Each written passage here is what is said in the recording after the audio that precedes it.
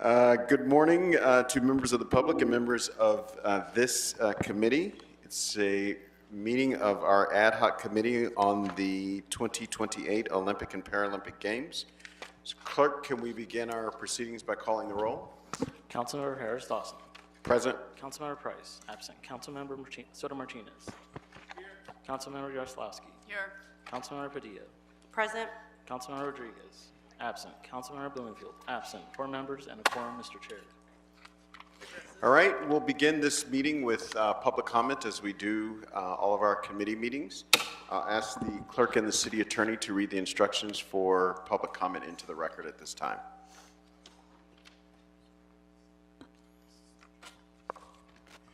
So good morning, everyone. So as this is a special meeting of the Ad Hoc Olympics Committee, there will be you'll have up to 2 minutes for the items open on the agenda. There is no general public comment because it is a special meeting. All right, I have a list that has 0 names for public comment on it, so we'll close public comment at this time. Yes? 1? Okay. Can we read that name and get that person up to speak for 1 minute?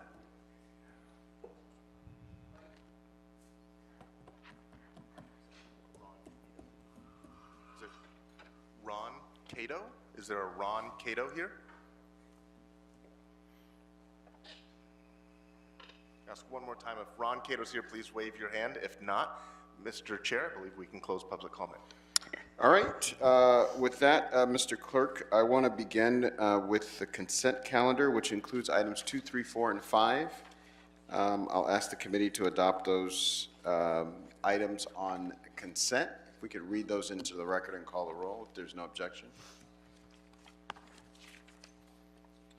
So that's 2, 3, 4, and 5. Yes. Motion, Rahman et al. Hernandez, relative to instructing the Chief Legislative Analyst with assistance from the Department of Recreation and Parks and Bureau of Engineering and other relevant agencies to report to Council within 90 days the list of proposed LA 28 game venues and training facilities. Item 3 is motion, Park, Rahman, Price, relative to plans to accommodate the significant number of visitors at non-2028 Olympic and Paralympic Games tourist locations.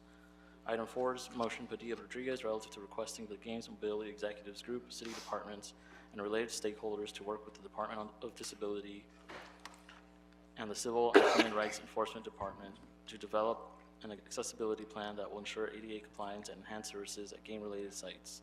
Item 5, motion, Padilla Bloomfield, relative to requesting LA 28 and the Department of Recreation and Parks to develop a Basin LA 28 access plan that ensures maximum public accessibility and develops alternatives for public open spaces that can be used during the period where LA 28 is utilizing the existing space. All right, those are the items before us. I think Councilmember Padilla has a question or comment on item number 4.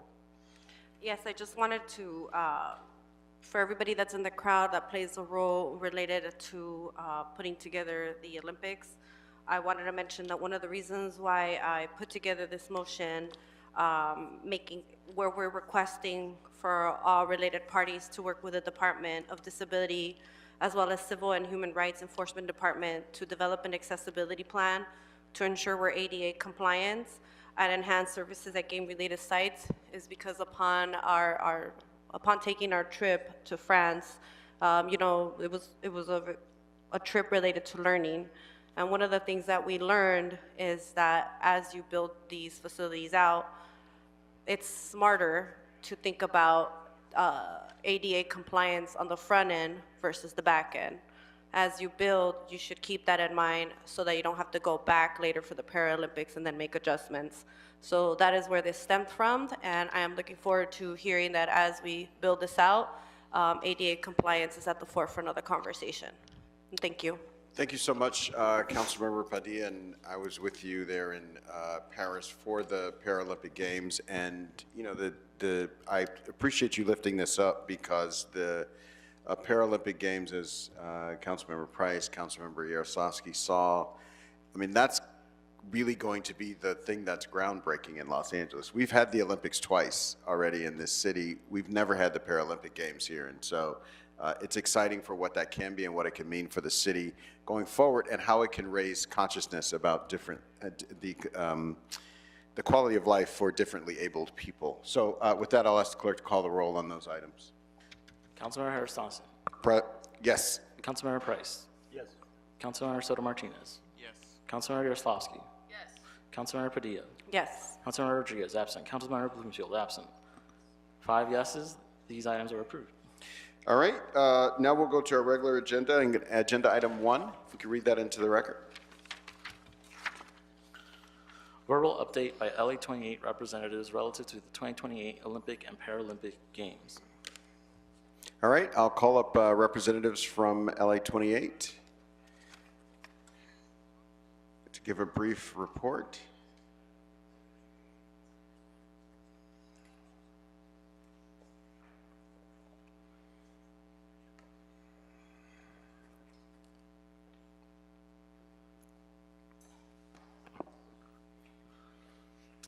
Morning. Morning, Chair Harris Dawson, committee members. My name is John Harper. I'm the Chief Operating Officer for LA 28.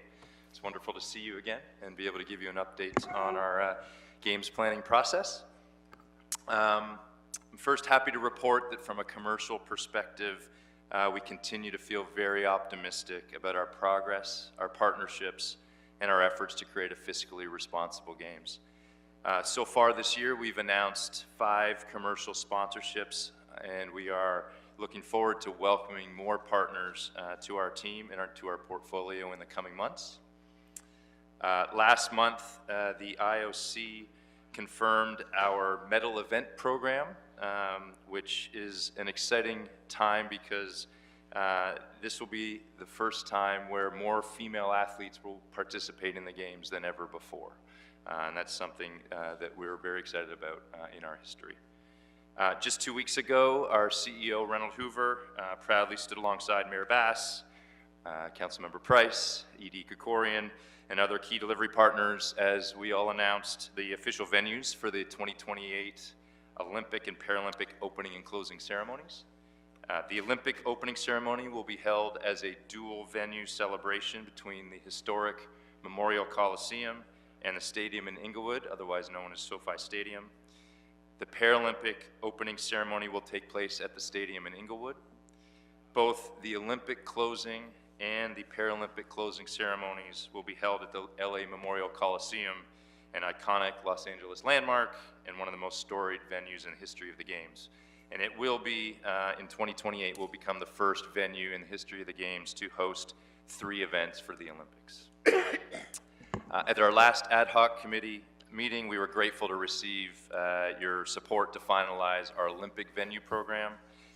With your approval, we have been busy now transitioning to an even greater level of planning and progressing things forward as we gear up to host the World in just over 3 years. We're currently hosting our first National Olympic Committee Open Day, which is a set of delegates that will visit Los Angeles from all around the world to begin the technical planning for bringing their athletes here, both for pre-training purposes, as pre-games training purposes, as well as for the games themselves in 28. And in the coming weeks, we look forward to sharing our updated Paralympic venue plan, which will similarly feature world-class, state-of-the-art existing venues in the LA region, welcoming the Paralympic Games to Los Angeles for the first time, as you said, in LA's history. So we're making great progress, working collaboratively with everyone here in the city, as well as our delivery partners, and we continue to be on track to bring the world-class games to Los Angeles in 2028.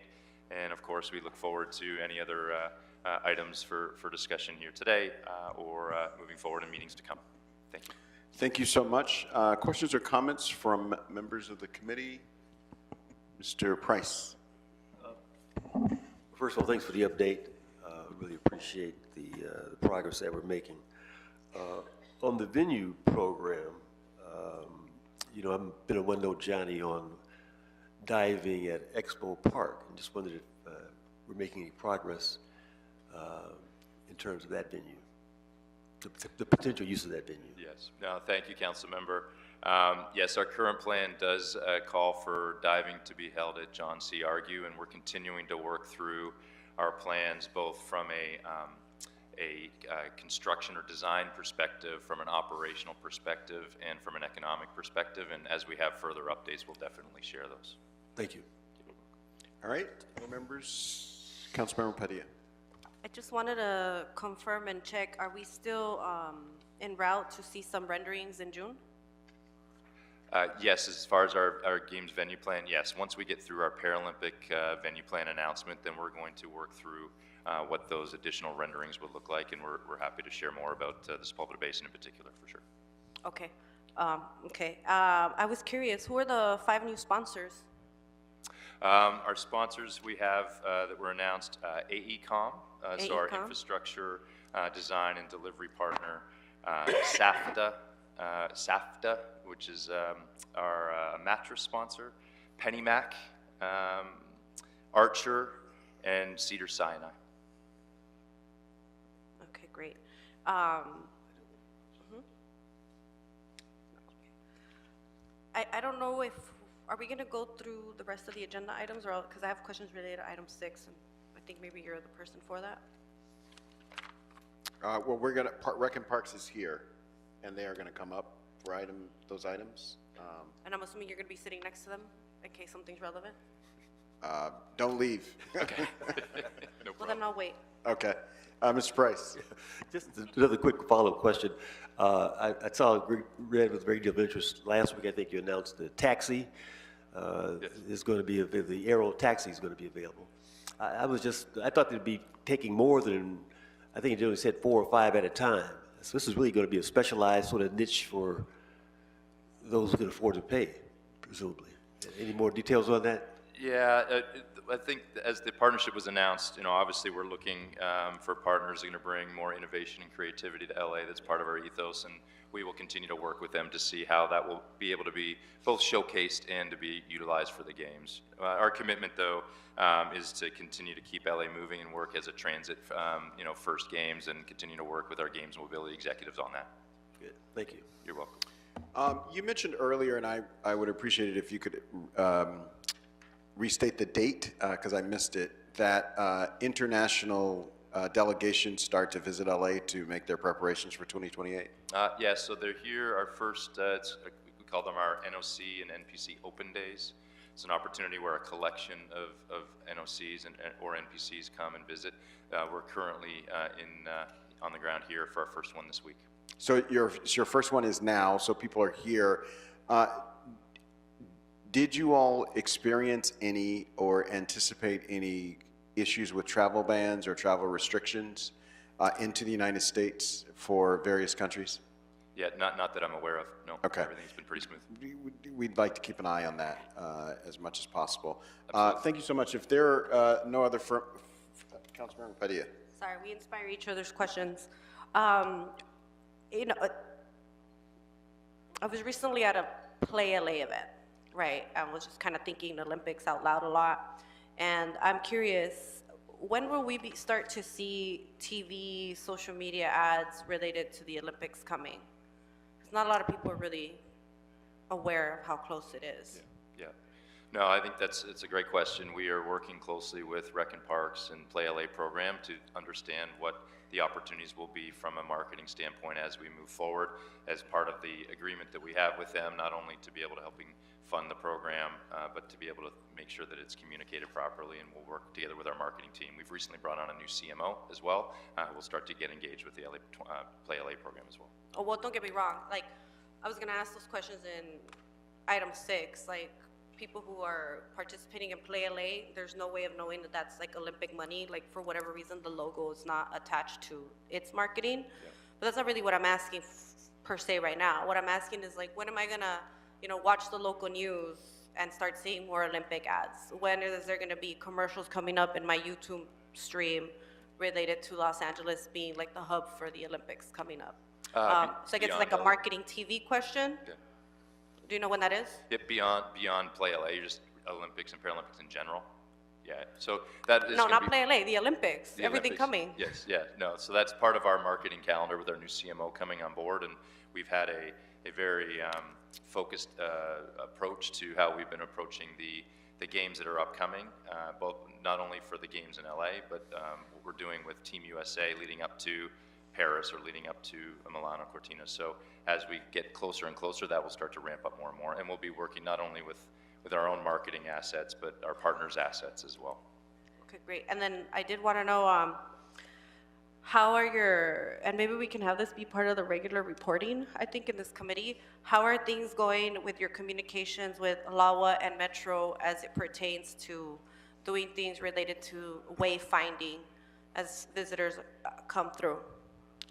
Yeah, it's part of our ongoing conversations with our Games Mobility Executive team. There is a working group set up around look and feel and signage. That is still in the planning stage. We've actually brought on somebody on our team now that is focused on that particular functional area that's called look and feel, and they will work in collaboration with LAWA, the Games Mobility Executives, and all of our venue partners to determine, of course, with the city as well, what the look and feel and signage wayfinding will look like for our venues and around the city. Okay, So well, I'm still- glad still in we've its created infancy. the infrastructure, but do you think you can maybe give us some more specifics next time of like how it's going? Yes, Or somebody can come, like a representative, like, yes, we're looking at, I want to hear them say, we know we're going to be utilizing the gold line for Sepulveda Basin. I know we're going to be using this line for this. So that would be very helpful. That absolutely. I'm sorry, I thought you were referring to more the look and feel and the signage, but our transit plan is working very closely with all the Games Mobility Executives with Metro as a lead, and we are focused on being a transit-first games, and so all of the transit lines will be utilized for spectators and workforce, in addition to the supplemental bus program that we'll have to make sure that our spectators and workforce get to the venues on time for the games. Absolutely, we have a whole plan around that, and we can continue to update on that. Okay, great. Okay, no further questions for Okay, this item. Councilmember Padilla inspired a question for me. In terms of the venues, as the venues are announced, and I presume that the IOC's approval of our venue plan makes it as official as it can be at this stage.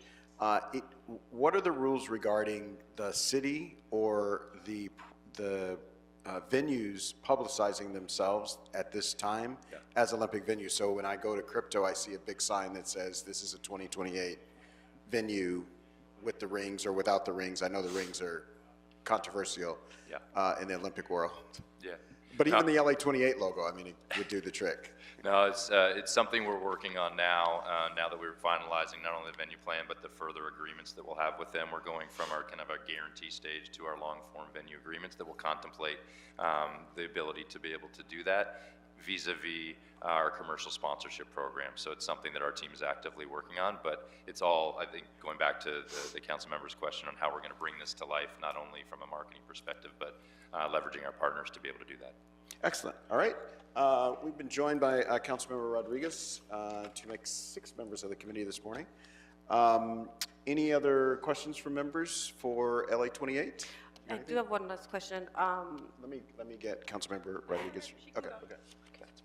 Good. Okay.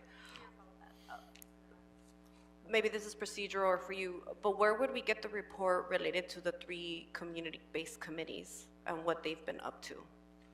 I believe one is workforce. Yep. I believe the second one is procurement, was it?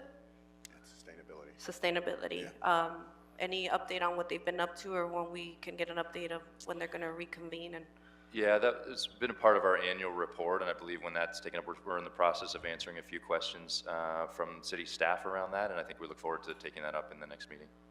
It'll be the procurement and sustainability will be topics of our next committee meeting. What about nothing with workforce? And workforce. Yes. All of them, yeah. All three. That reminds me of my last question. Through reading the report in item 6, I know that you guys are going to need a lot of volunteers, and I'm sure you already have something internal of how you recruit from an international perspective. Is there any conversations happening with Rec and Parks related to utilizing their existing list of vetted volunteers? We haven't had those specific conversations yet, but what I can say on our volunteer program is it typically wouldn't be started for probably another 18 months. We are actually building our strategy this year around our volunteer program, and our intention is to not only think about volunteers for the games, but how do we bring a spirit of volunteerism pre-games as well. And so we'll take that back to the team and make sure that we're connecting with them on that group, for sure. Okay, thank you. Thank you, Councilmember Rodriguez. Thank you. Now, I don't recall, I mean, obviously you've done a lot on the venues and whatnot, but in terms of kind of piggybacking on the question about some of these committees with Councilmember Padilla, economic development and workforce development is a huge opportunity for the city of Los Angeles. I presume you were familiar with, it was impressive what Paris had done to incubate new businesses that now have become multi-million-dollar enterprises in Paris, but a lot of that was a sustained lead-up effort that was conducted with the City of Paris and Paris 2024, because there was intentionality behind small business incubation, small business procurement, workforce development. Like, there was a sustained effort. Right now, in the Budget Committee, there's a proposal to consolidate a lot of the workforce and economic development muscles that we have in this city. Unfortunately, that would also compromise, I think, a lot of these efforts. That being said, I'm really interested in knowing, because I have not seen, I've seen a lot of really flashy press moments where we talk about our commitment to small businesses and everything in the city. I want to make sure what is intentionally happening with trying to engage these small businesses now in the manner that Paris did. They were very intentional about helping to actively prepare these small businesses and garner new, like create basically a new business model. Like it was I believe they were making the seats, the stadium seating, if I recall correctly, out of recycled bottles, right? And it became from a small business incubation and a small entrepreneur to now becoming this multi-million-dollar entity. So there hasn't really seemed to be this very authentic kind of intentionality behind this work. And so my question is, what are you all doing, aside from some of the flashy events, to intentionally start engaging these small businesses, particularly at a time when the city of Los Angeles has actually, in the budget, has actually proposed a lot of the very individuals that are important to this process on our side. So I want to know what LA 28's commitment is to helping to fulfill that, because if we cut off those appendages for the city of Los Angeles with some of the budget actions that are before us, then that is going to fall off the face of this effort. And that is a real important legacy for a lot of businesses that, that we talk about. And it means a lot to our tax base at a time when the city is already very strained for resources, as you know. Yeah, no, thank you for the question, Councilmember. I think I'll answer in a couple different ways. I think from a procurement perspective within small businesses, and it goes back to Councilmember Padilla's question around the working groups that we've developed. So with the support of the community and the businesses in the procurement working group that we've stood up, and includes representatives of the city, and we've been really dedicated to try and put together a meaningful procurement strategy. It includes our commitment to making sure that all of our contracts are posted on RAMP. And then over the last 2 years, we've been able to identify a number of community-based programs that support the small businesses. So I appreciate all that. Yeah. Okay, you're giving me a lot of the word salad about all the great things that we're doing to check the box. I want tangibly, show me the list of, and I'd like, this next report, I want to see the tangible outcomes of that work in terms of the intentional engagements that have been initiated with small business, because I don't want it to be a dynamic, and we saw this with the Super Bowl. I don't want this to be a situation where you're like, well, we sent it all out there, but no businesses responded. Right. No one came. We tried. Okay? Fair, I understand. Okay, so I I'm just setting the table for the conversation that I want you guys to really take seriously, because we talk about it, and I don't want it to be like, oh, we're 3 weeks out, we don't have this vendor, and someone's friend is the one getting the contract, okay?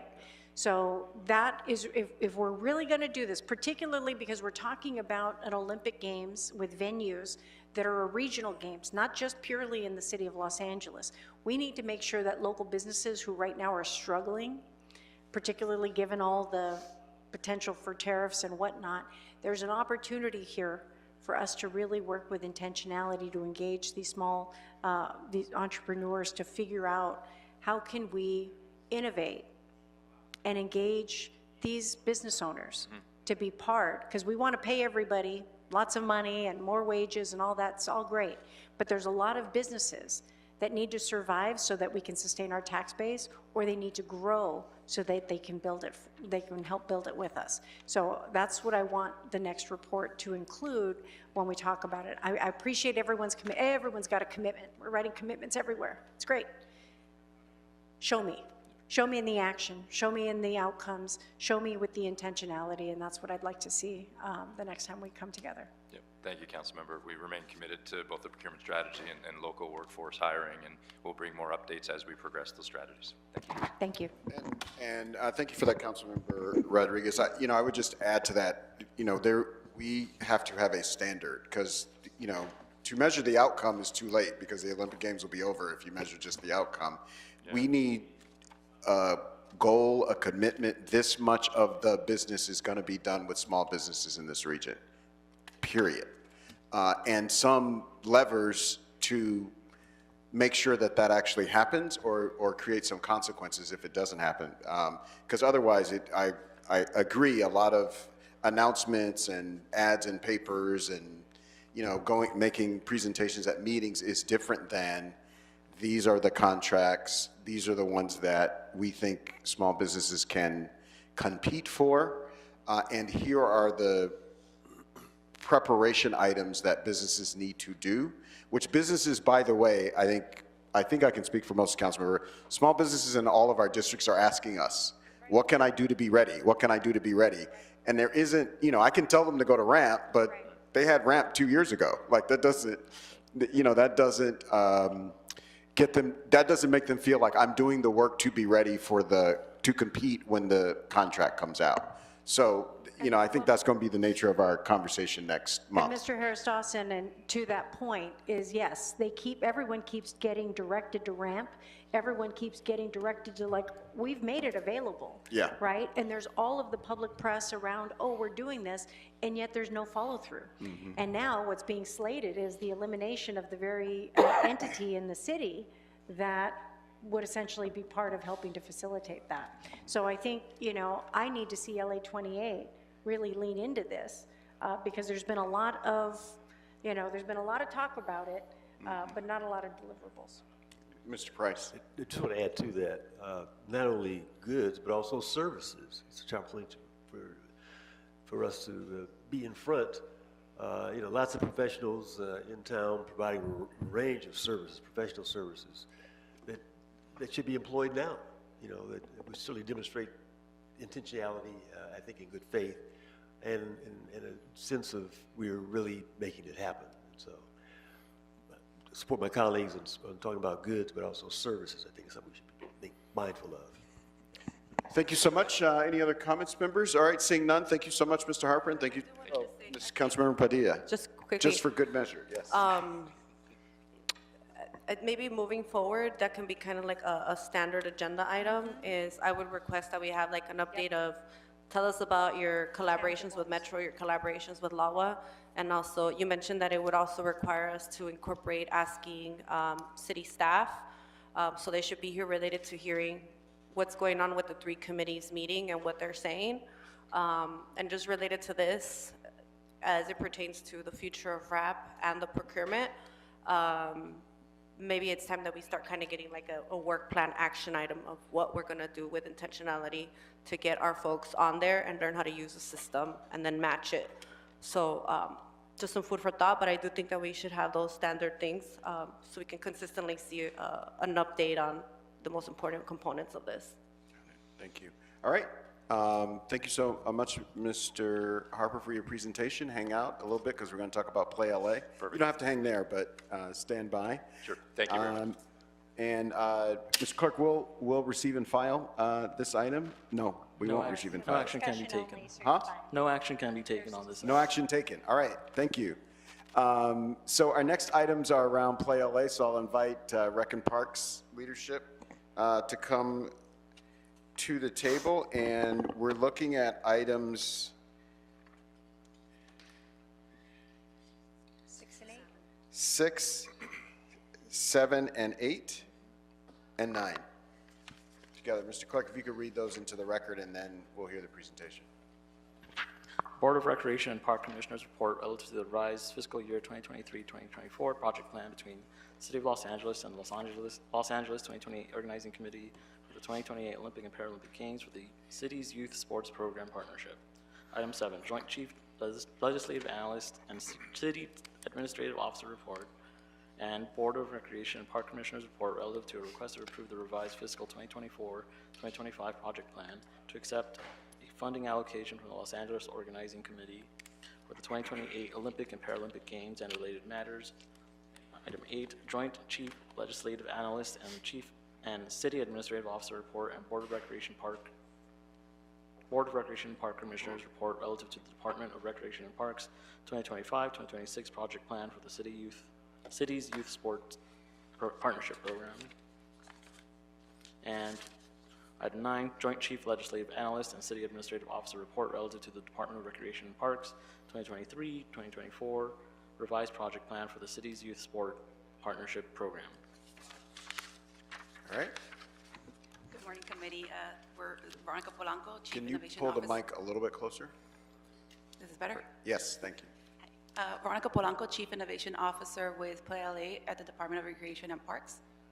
Good morning, Austin Dubnis, Chief Operation Officer, Play LA with the Recreation Parks. If it suits the committee, I'd like to address each of them by fiscal year. Just mentally, it kind of helps break it all down.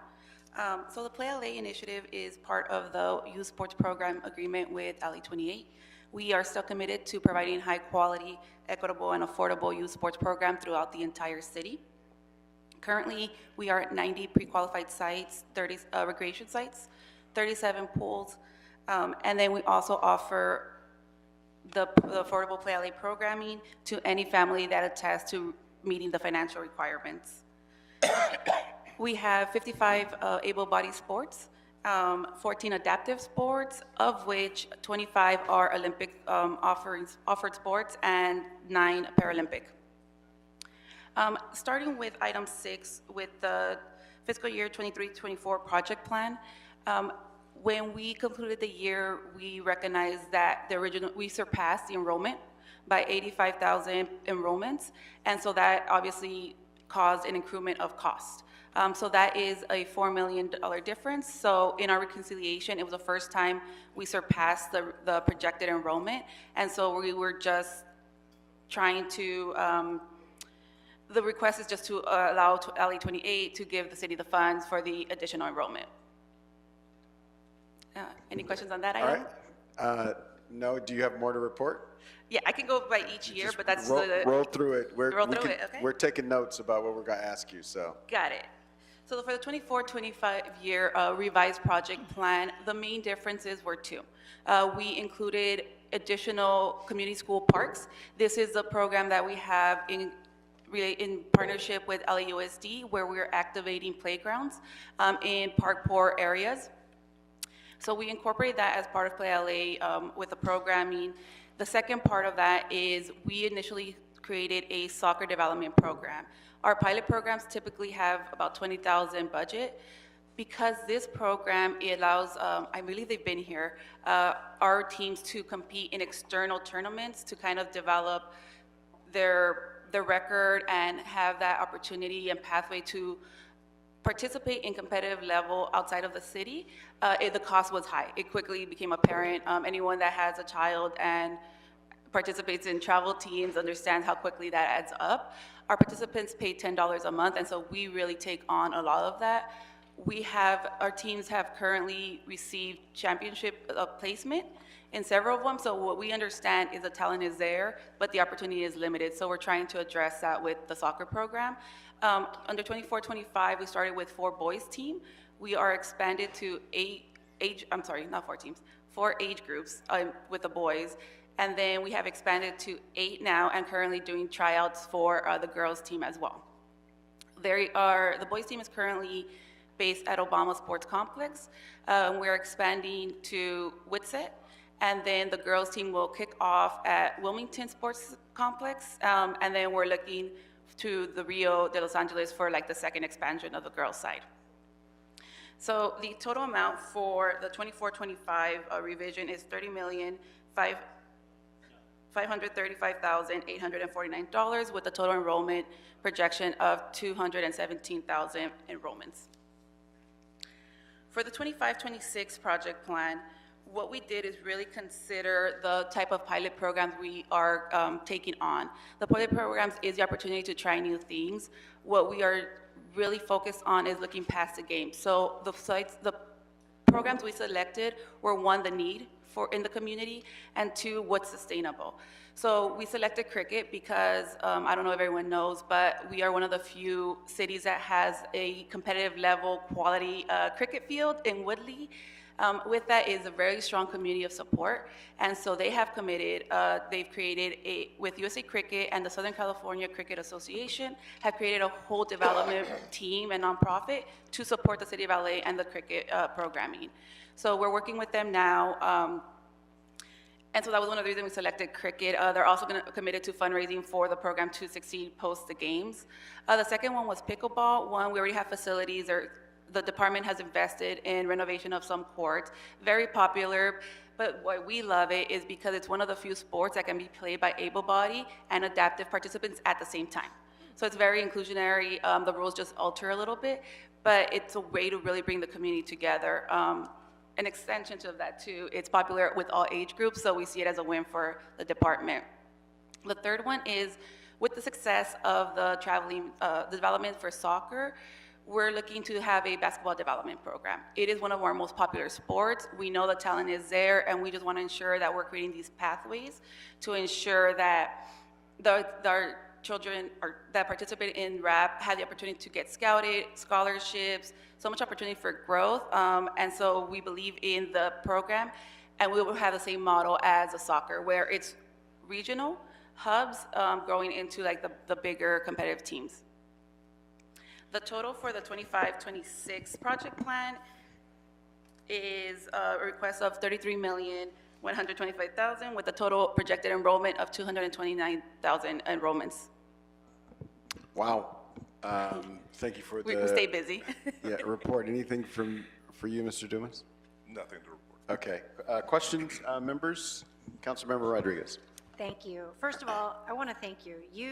When we did that activation at Hanson Dam, I'm really looking forward to our continued collaboration, because you've really taken the bull by the horns on this and really done a remarkable job. Everyone at RAP has, but I wanted to uplift how you just kind of saw that opportunity and seized it, and I just want to thank you for that.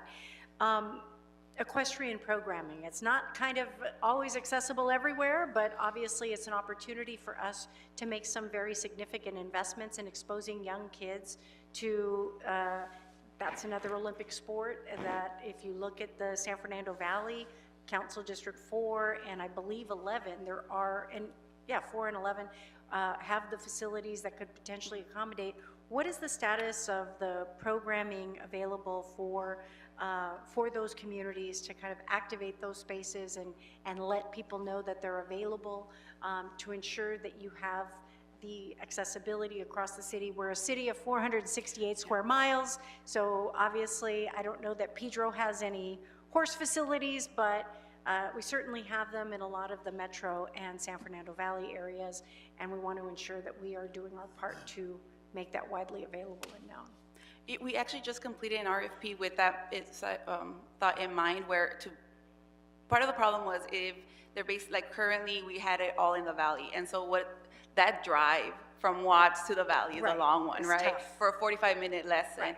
So we now actually have a bench with contractors that not only offer able-bodied equestrian classes and adaptive equestrian classes as well.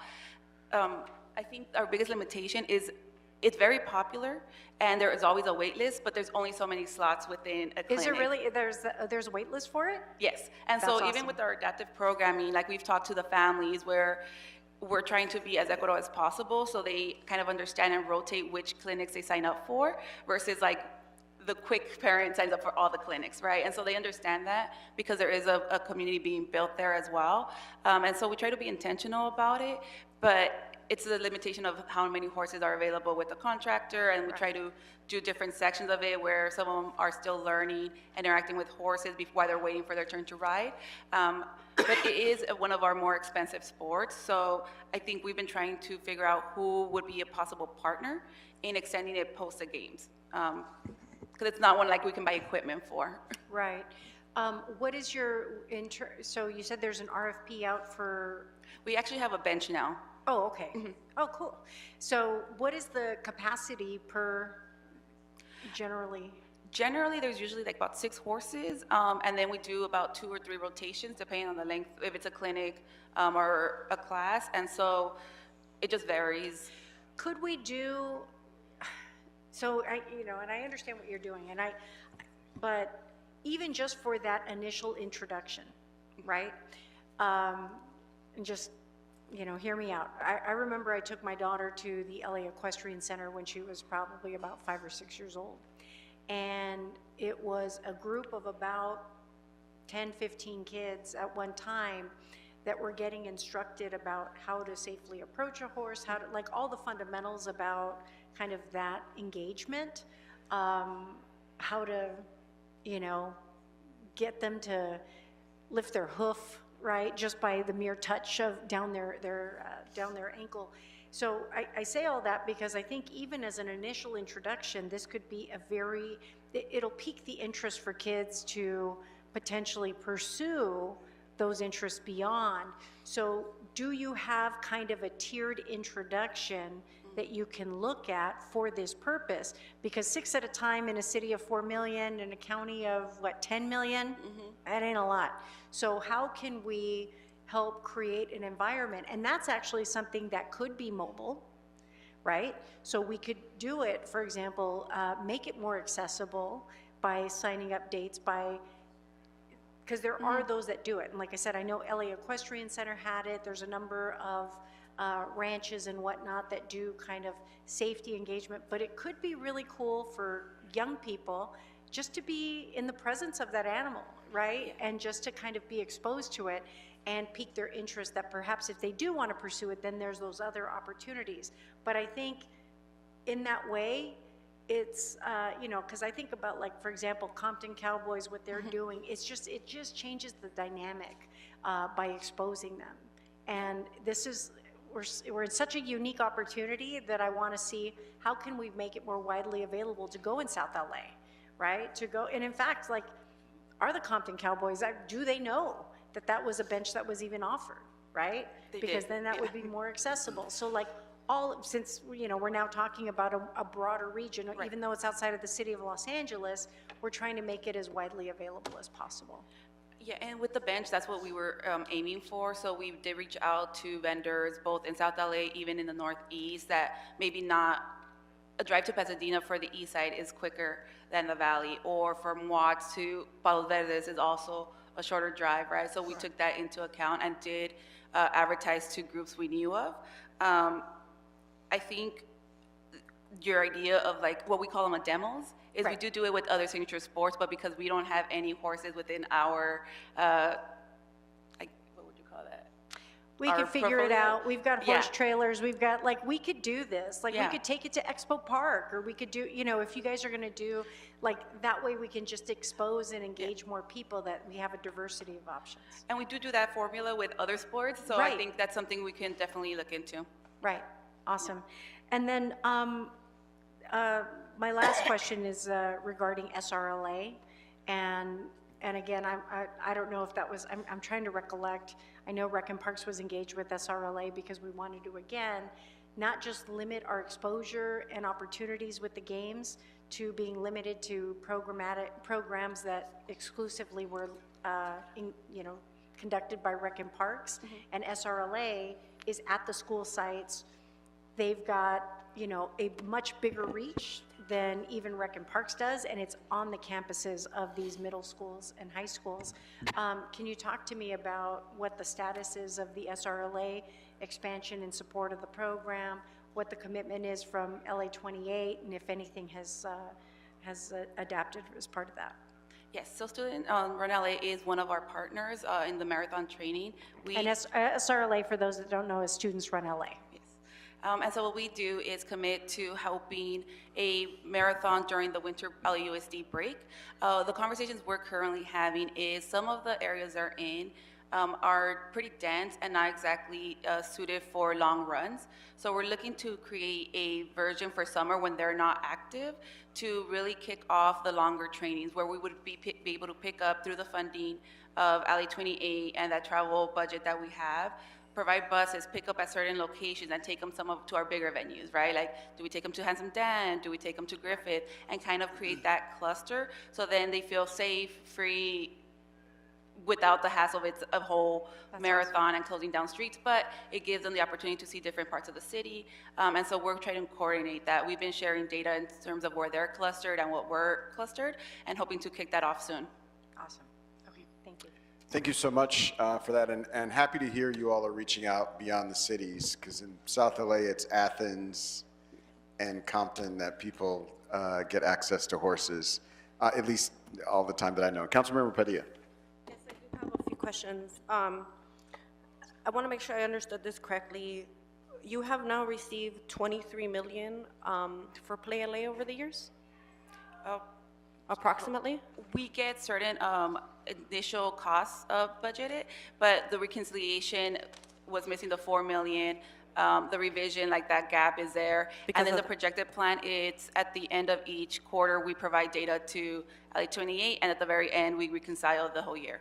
So far, that's approximately, right? Out of Yeah. I believe I read 160 allocated. So it's about, what, 20% usage? So I want to ask some questions about the future. Were you going to say something? Yes, so the 23 is just for that fiscal year. For just that, so it's not the all total? No, it's not. It's not the total. Oh, okay, but it is a grand total of 160 million until Yes. 2028? Correct.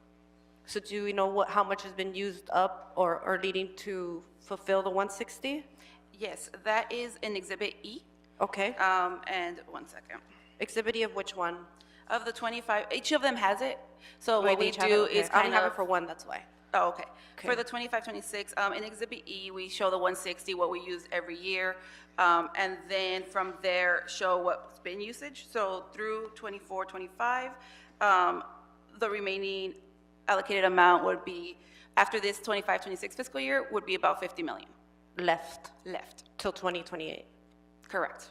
Okay, so I have a question. Have you guys explored potentially, I don't know if it's even allowed, but if you've explored to put away a certain percentage to create an investment fund that you can then receive reciprocal funding for long-term? That is a legacy decision. That's more on LA 28 funds. Like if there is a profit, like what 84 had, it hasn't been determined where those funds would go. So, yeah.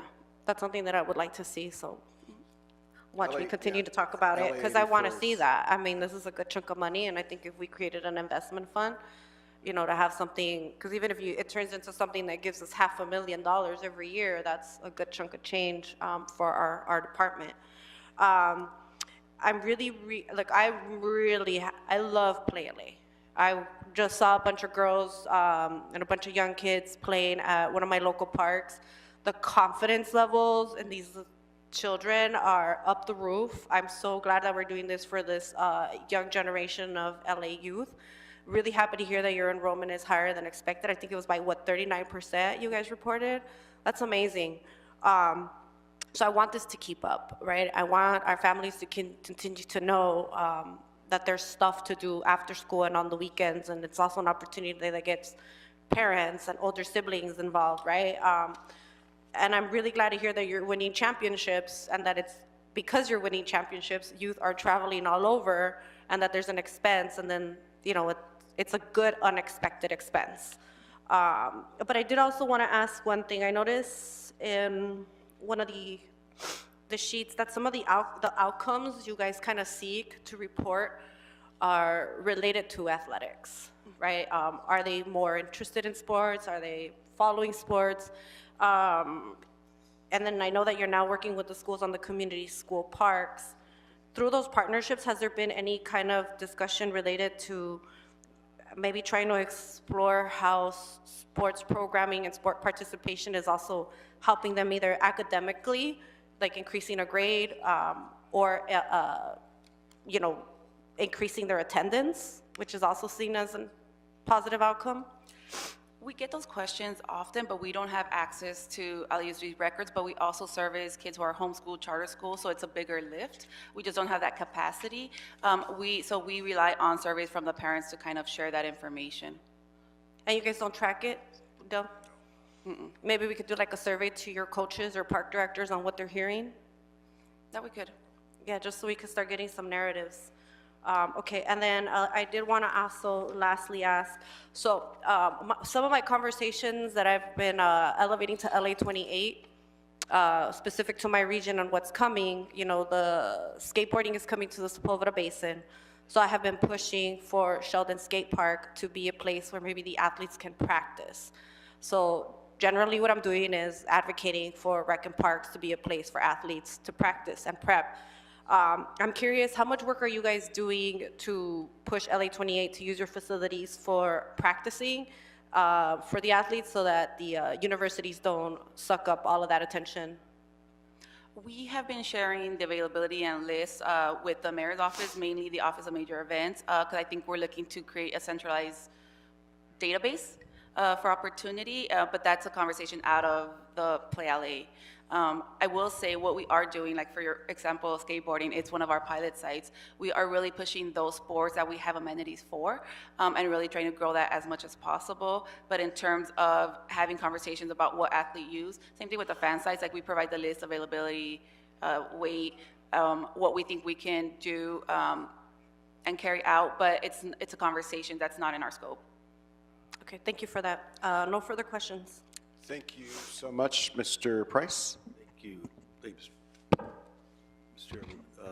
First of all, let me thank you for the report. It's a good overview, a good snapshot of what's happened and certainly what's possible. So I appreciate that. In my district, the residential center slots are constantly filled. And I'm sure that's the case in my neighboring districts as well. But because there's such high demand for these slots, first come, first serve, right? How do you ensure that residents from the local area are able to take advantage of these programs? If folks from outside the area are coming in, getting the spots, enjoying the opportunity, how do you make sure that the folks that it's really designed to help are able to benefit? Right. There's no shortcut. It's really grassroots advertisement. So what we've committed to as Play LA is, in addition to participating in large citywide events like Ciclavia, we also go to the local nonprofit outreach event that's giving away backpacks at the local park that people might not know of, right? We're also reaching out to community groups, faith-based groups, to sharing the information. We just had a really productive conversation with the Mayor's Office of Community Safety, where during the Summer Night Lights program, they do canvassing around the local parks. So we will be providing them with like door hangers around the program. We're doing trainings for them as well. And so they will also be a voice, very local. Like if you're living in the area, you're getting that information, because our priority is to serve our communities. Yeah, well, these are exciting, important programs. We just want to make sure that folks who they're intended for are able to take advantage of them. It's exciting also to see the inclusion of new sports disciplines in the games. I'm curious to see how we introduce a sport as a pilot program. I know that there's some efforts now around a couple of games, but certainly football's going to be coming in, flag football, and I know that certainly District 9 has an interest in seeing how they can be the location for a potential pilot effort. But talk about that program, the pilot efforts, where they're going and how they're determined. There's a couple of different elements we're doing. So flag football is a huge sport that we're looking to. There's two tiers of how we're thinking of the Play LA program. One is participant-based, but also the second is creating intentional pathways to employment for people that age out. In particular, we're looking for representation in certain communities and female coaches as well. So a great example is our traditional junior lifeguard pipeline, where we do it to make sure they become lifeguards. And then the second other example is with soccer. It's a great example, as with our Girls Play LA program. As they're aging out, we are now offering training certifications with U.S. Soccer through our Angel City partnership. So we're looking at that model to be replicated for other sports. So not only did you play at the park, now you're being trained to maybe have your first job with the city at the park or during your summer job, whatever your needs are. Because we're trying to really make sure that workforce is there. And we're one of the bigger entities in the city that can kind of take on that. So there's opportunity there. We're having a great conversation with NFL as well as the Rams and US Flag about building that pipeline as well, having clinics. We're just kicking off like a flag football girls high school level teams as well, but looking at middle schools that may not have facilities that we can actually help and support. So there's a lot of those conversations where we're trying to be as intentional with the opportunity we have. Well, I agree. It's important to provide those linkages where we can, when we can. One last question, Mr. Chairman. You talked about the community school park program. Can you talk about what that's been and how it's been Yes, initiated? please. Yeah, I was We want curious to know about more about that. Yeah.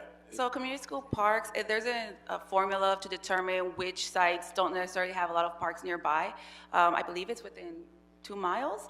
And so from there, we've been working with LUSD and the principals at each of those sites to say, hey, can we take on the work and the recruitment of the community during the weekends and just use your space.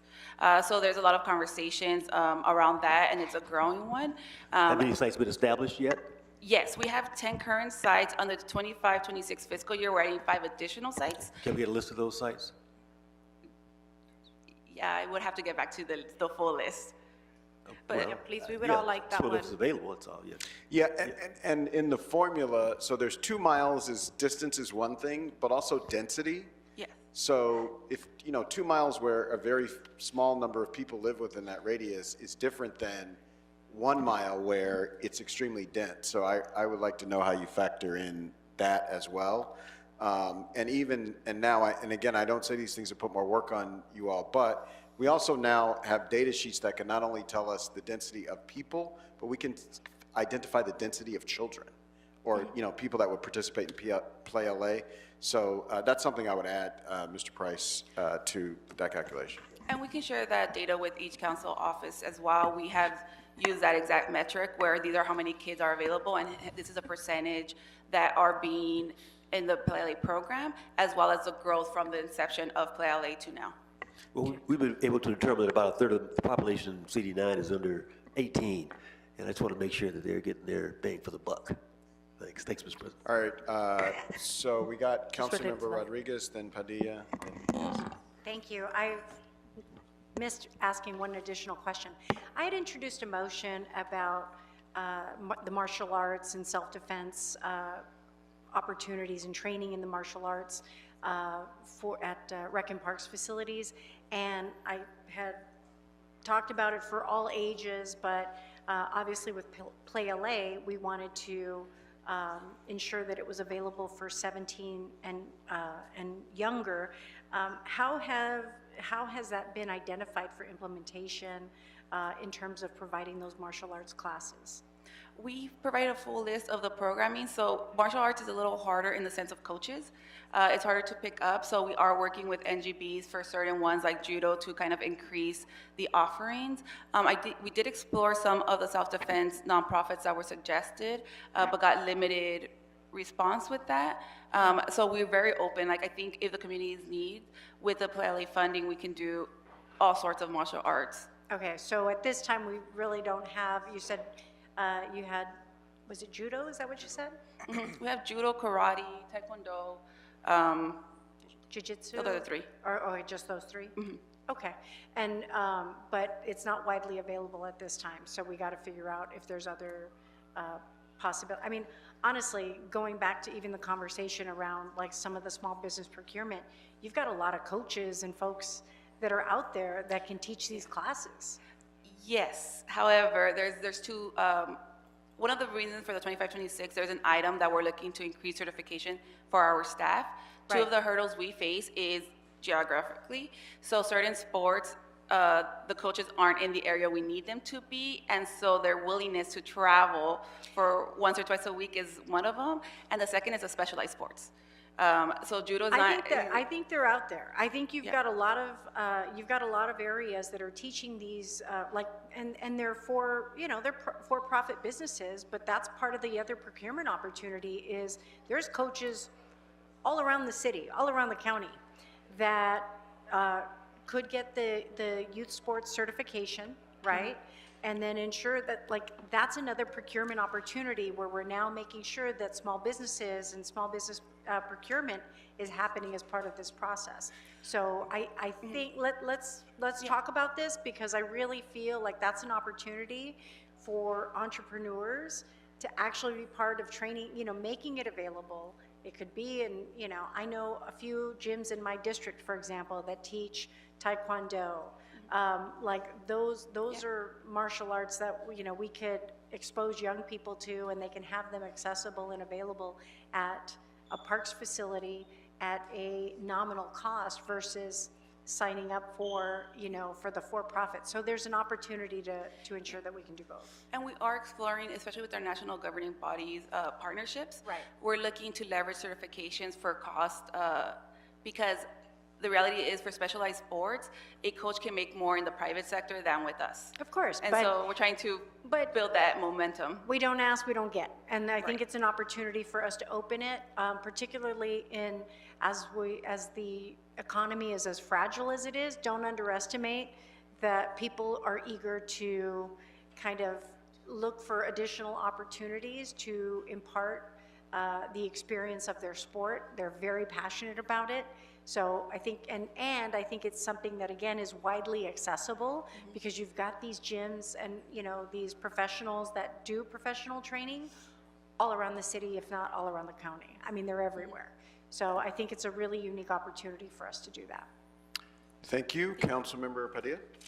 I guess just a quick comment. One of the reasons why I'm personally interested in your schools that you've already identified for community school parks is because, in fact, it was just yesterday in the E&E committee where we got a report about how difficult it is to work with the district on partnerships related to stormwater and greening. So I'm just kind of hoping that it can work for us as sort of a cheat sheet of who's already at the table and willing to open up their doors in partnership with the city. So just please know that that's important to us. Thank you.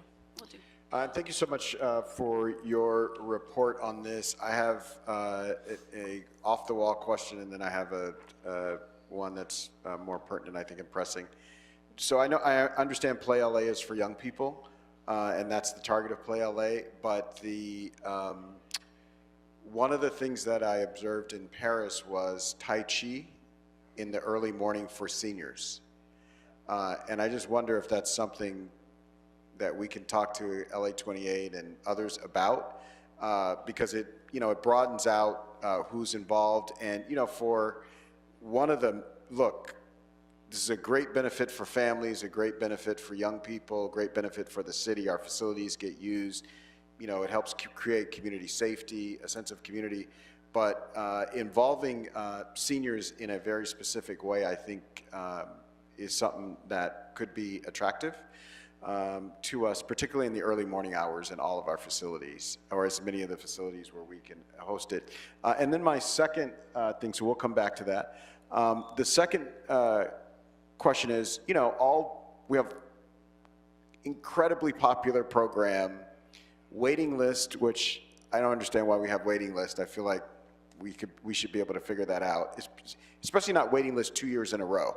So if we know if it's oversubscribed this season, next season we ought to figure out another place to absorb it if we can.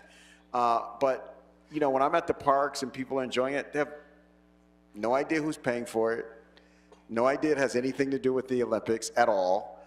they don't even people actually don't even know that it's a benefit that's coming from the city. So I just wonder on the messaging side, what you all are doing and how you all are engaging sort of everyday people so that they understand I don't have to pay the $25 for T-ball because the Olympics are coming to my city.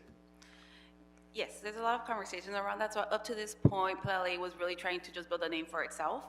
And so we now have a marketing firm that's supporting us, and there's Great. been a lot of onboarding between LA 28's team and ours, with the idea of having a little bit of shift. You'll start seeing it come the beginning of next fiscal year, where we're celebrating the actual participants in the advertisement and capturing those stories as well. We're looking at digital storytelling between not only coaches that have been there for a while to encourage additional volunteers, but also the participants in the new sport so they know it. And so there'll be a lot of more alignment and that messaging across the board. Excellent. All right. I think that Councilmember Rodriguez. Yes. So I just wanted to uplift, because one of the reasons why on the martial arts parts, because it's a youth sports agreement. Yeah. They can't really do any programming beyond 17 and under. That's why I was asking about the martial arts. But I think it would be great, to your point about the seniors, you know, look, people of all ages. The Olympics are really celebrated by everybody, but we're also unfortunately in a juncture where they're talking about truncating the Department of Aging. So I think if we could expand on those programs and figure out how we can ensure that this city is actually committed to for the well-being of older adults, I think that would be amazing. And we could figure out a collaboration with the Department of Aging and Rec and Parks to start figuring out those programs to ensure that we can engage, you know, fans of all ages. That's right. And thank you, Councilmember Rodriguez. And I will say this to LA 28 in their presence. In terms of messaging to the city, there are no people better than seniors. So I'll just say that. So if we want the conversation about the Olympics to be that it's a benefit to the city rather than an inconvenience, engaging seniors now will help with that. And also it'll be great to have Tai Chi in all our parks in the morning. All right, with that, if there's no other discussion, Mr. Clerk, if we can call the roll on these items. So that's 6, 7, 8, and 9. Councilmember Harris Dawson. Yes. Councilmember Price. Yes. Councilmember Soto Martinez. Yes. Councilmember Yaroslavsky. Yes. Councilmember Padilla. Yes. Councilmember Rodriguez. Aye. Councilmember Blumenfield. 7 ayes. These items are approved. All right, can you confirm that this completes our business for today? The desk is cleared. All right, we're adjourned. Thank you so much, everybody. Thank you.